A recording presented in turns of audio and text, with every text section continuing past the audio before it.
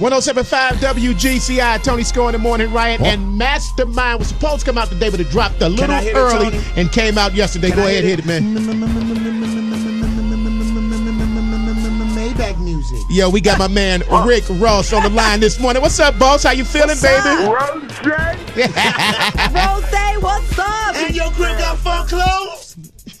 what's up, man? What's up, man? Hey, Ross, I got to say, man, early reviews have already been out on the Mastermind, and they've been pretty good so far, with some people going as far as to say it may be your best work. Now, I want to know, where do you put it as far as your catalog is concerned? Where do you rate Mastermind? You know, this most definitely is the album I put the most into. So this is, you know what I'm saying? It's hard for me to just say, you know, off the rip, but I put more into this album. I put more time. You know what I'm saying? I caress this one like a young lady. You hear me? Hilarious. You know, it just feel good to see the early responses. But I think I'm gonna be able to make my decision in another week or two. Well, you know, you've done so many different collaborations on this album, like The Weeknd, Jay-Z with The Devil's a Lie, Kanye West. Yes, sir. Which out of all of those collaborations was most interesting to you, and why? You know, all of them was, you know, special for different reasons. You know, me and Jay-Z, just for that being our sixth collaboration, you know, that's a big move, you know what I mean? And that's big. And, you know, to release 6 dope records with the homie, that's big. As well as, you know, being in, collaborating with Kanye West and Big Sean on the record Sanctified. Yes, sir. I gotta thank the beautiful Miss Betty Wright for that soulful, you know, chorus. And, you know, we've spent a lot of time putting that record together as well. You know, so for different reasons, I love different records. So the Thug Cry featuring Lil Wayne, you know, that's a classic. Tunchi.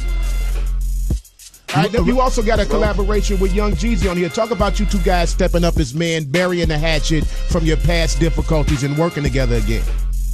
Yeah, most definitely. You know, we ran into each other, man, and it was really, you know, just us putting the small talk to the side, you know, bossing up, and that's what we did. You know, we both realizing, you know, what we do and what we got bigger than, you know, both of us.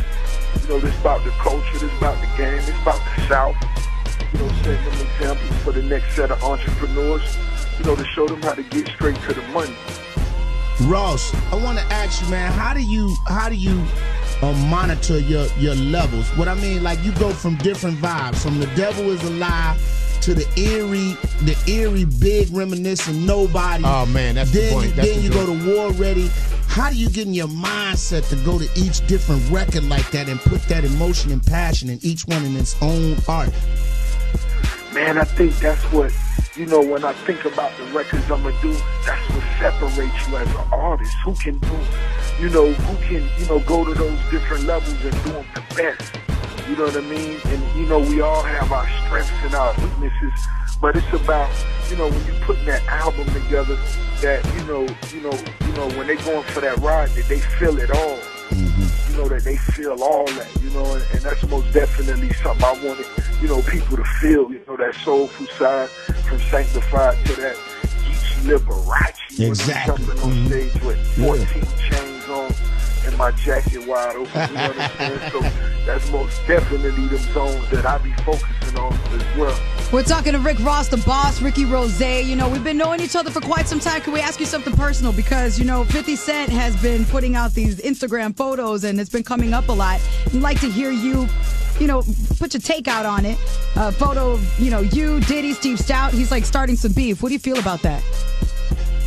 You know, I feel like this culture is a stadium. And if we was in the stadium, I point up at the scoreboard. Wow. We winning. We winning. I ain't got time for that. We winning. Wow. Hey, let's talk about the song Nobody. You mentioned it earlier, and I thought, man, you know what? It's a great tribute to the late, great, notorious B.I.G. How did you come about putting that record together, and what inspired you to do a tribute to my man, to the late, great MC? You know, just being in the studio, just being me and French Montana being in the studio. And French played the instrumental.